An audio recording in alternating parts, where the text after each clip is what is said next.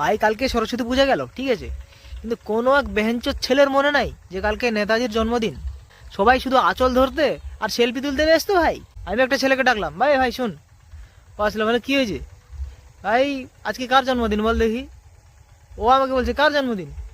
আমি বললাম নেতাজির জন্মদিন। জানিস কি নেতাজি মানে? আবে নেতাজি মানে সুভাষচন্দ্র বসু, চিনিস?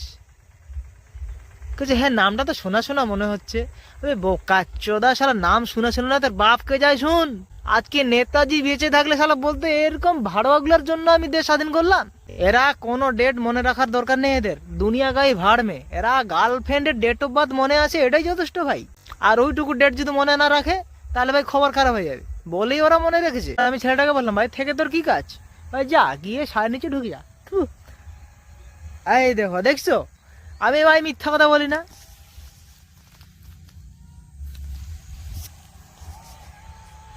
দেখলে এটা কি জিনিস? আমি আগেই বলেছি শালা সব জায়গাতে শালা ওয়ো চলছে, ওয়ো মানে ওয়ো। আমার কথা তো বিশ্বাস হলো না, এবার বিশ্বাস হলো তো। এরা ভাই শিল ফাটানো নিয়ে কথা। আরে বাপরে, পূজা হোক মুজা হোক এরা পকেটে এই নিয়ে ঘুরে।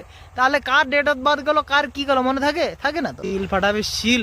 আজ অব্দি আমরা শালা শিল্পের মাল দেখলাম না। হায় হায় হায় হায় রে, পোদ মারা এই করে পোদ মারা।